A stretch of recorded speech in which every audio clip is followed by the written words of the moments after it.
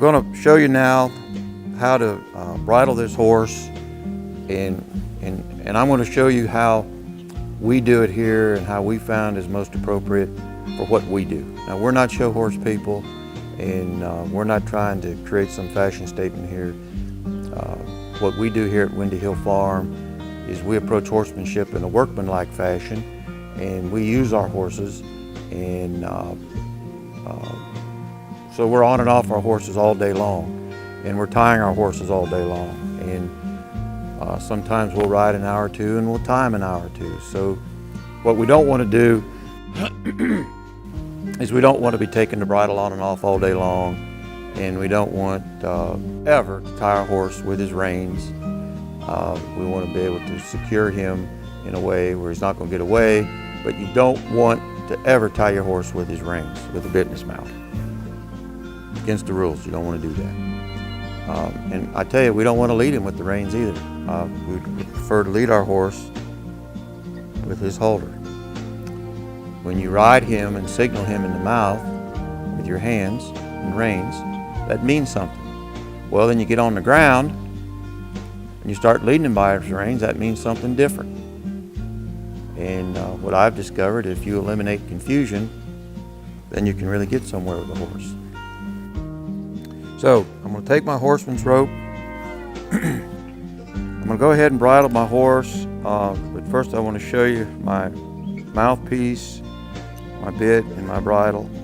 This is a 3-piece French link, or we call it a dog bone, sweet iron bit with a very smooth leather curb, and it's got a very mild little teardrop shank here.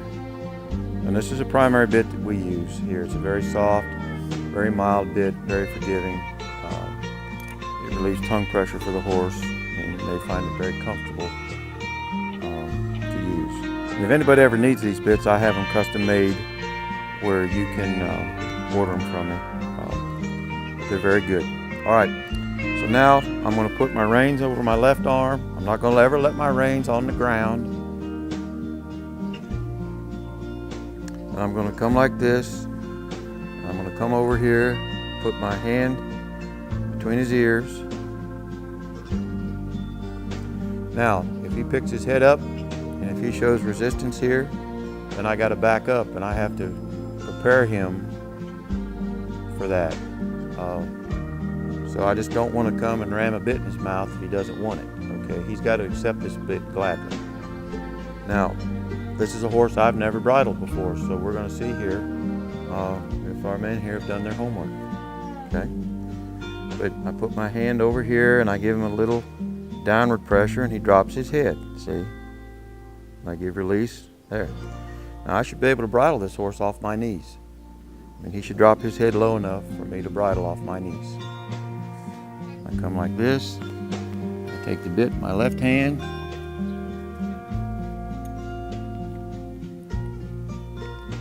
Take my thumb right here, Joyce. Can you zoom in on that? I just kind of push on his gum a little bit. And I just very mildly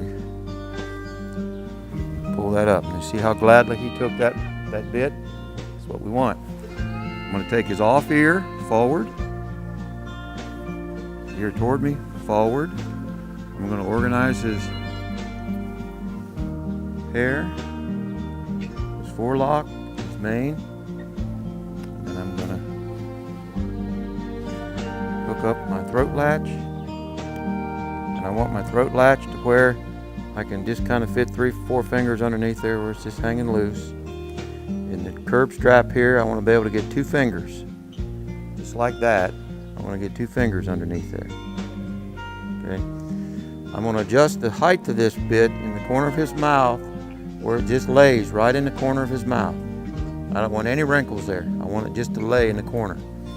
It used to be we'd put 2 wrinkles in there, but then I got to thinking, you know, it's kind of like riding around with your foot on the brake. And it's really helped by us doing it like this. The horses are a lot softer and a lot more responsive, and we get better results by doing it that way.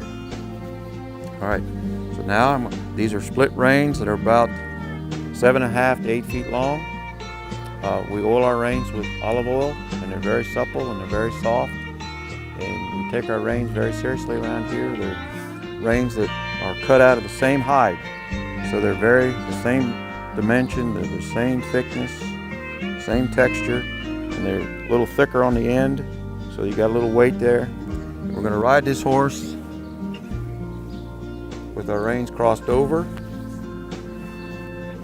and with this setup here, I can ride this horse two-handed and one-handed, and that's why I like this. 95% of my horses leave here in this rig right here, because most of the folks I work with, they're riding two-handed, then they'll ride one-handed, and then also I have a O-ring snaffle bit with the same mouthpiece that my English riders can ride in.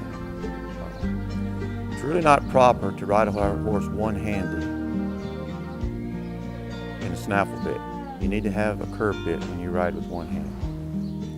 So this works very well.